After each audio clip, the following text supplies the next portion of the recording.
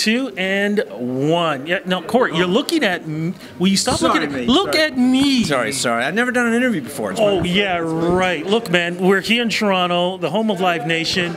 You just performed and did an interview out there, too, with an audience that still is out there. They're hungry for you, man. They love you. Thank you, Rudy. Well, I'm glad they are. I'm glad they are because I'm excited about going back out on the road. It's 20 years, man. 20 years, 20 exactly. years for a record and a tour. Well, we got so much to talk about. By the way. You look fantastic. You look really cool. I like that little tam you got on there. You know, I'm trying to catch up with you, my friend.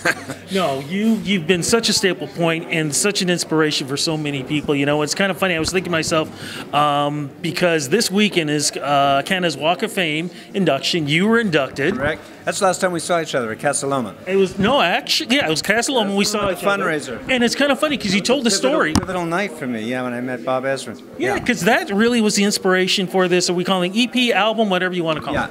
It was actually. Bob and I met each other that night, and we developed a close friendship over the ensuing months. And he really encouraged me to go back and write songs. And he said, "I think you've got a lot to say, and you should share your music." And who's going to argue with Bob Ezrin? Nobody. Not me. Not me. We became close as friends as well. I consider him one of my dearest friends in life right now. And it's just one of those encounters that you meet somebody at a function where you don't think, months and years ahead that you're going to have a close connection, but we did. And he's a brilliant producer. I was very lucky to have him work on this record. But this was during the summer, and you ended up writing, as part of this album, a Christmas song, a tribute to your mom and your family. Well, there's actually, there's a feature with Jim Cuddy on the record. No, I didn't know that. Yeah. Yeah. There's a great... The icons are getting together. Yeah, absolutely. There's a great backstory to that, to the reason that Jim got involved. You want to know it? The microphone is here, my friend. So there's this fan from Saskatchewan named Jackie Andre. And she was writing, since I started with Facebook, she was writing, a great fan. She's just very literate, very full of spirit, very intelligent. And she was saying, my number 1 is Corey Hart, my number 2 is Jim Cuddy. And she goes, to have my number 1 and my number 2. She said I was falling down to number 2 because I never did any new music and I wasn't doing any tour. And she kept kind of poking at me saying, well, you're going to fall down to number 2. And I would see her make these posts on Facebook from 2013, 2014, 2015, and year after year she kept running with it, right? Right. And finally, I said to myself, she said in one of these posts, she said, if Jim and Corey got together, my number 1 and number 2 got together, that would be the ultimate. And I thought, I'm going to ring up Jim and see if he's up for it, because I think the fans are better A&R people than record companies, truthfully. No offense to some A&R people, but because the fans, they know.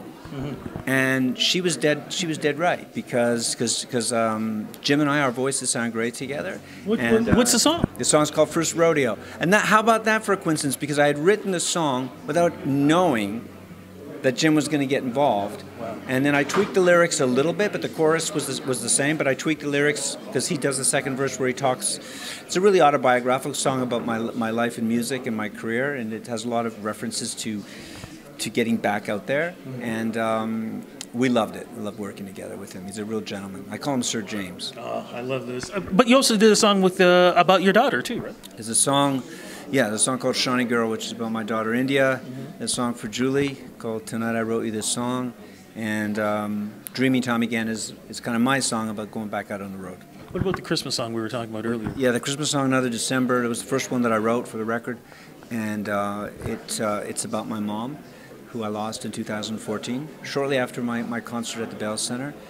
And Christmas time is a period of time where, well, for 2 years I was shell-shocked. I spoke to my mom every day since I was a little kid. I mean, no matter where I was on tour in the 80s, I'd call her every day. We very, very, very close. This is her signature. Wow. When she passed away, I put it right on my arm. So I started to write this song because Christmas time is a sentimental time when you really feel your emotions, but it's an uplifting song, so anybody that's lost a parent or a loved one, hopefully will be able to relate to the lyrics in the song. Oh, Mama,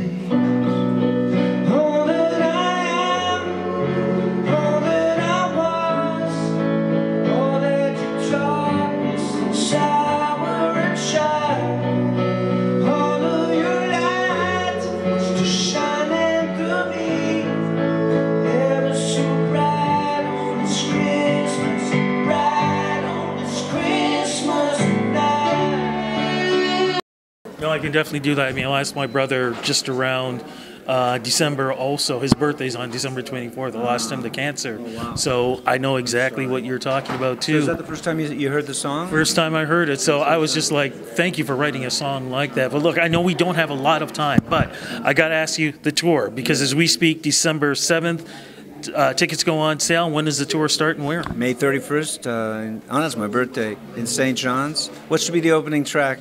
Boy in the Box? Boy in the Box, always, my friend. And then we go across Canada. We finish up in Vancouver at the end of June. Looking forward to this. Look, man, you got fans out there you got to go see.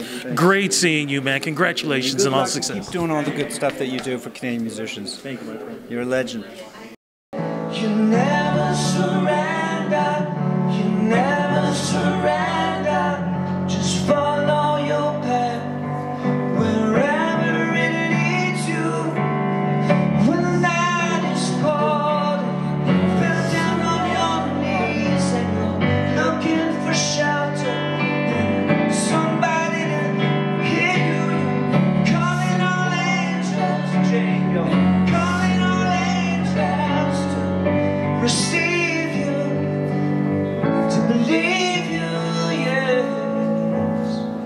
You found your way, you will always find your way back home.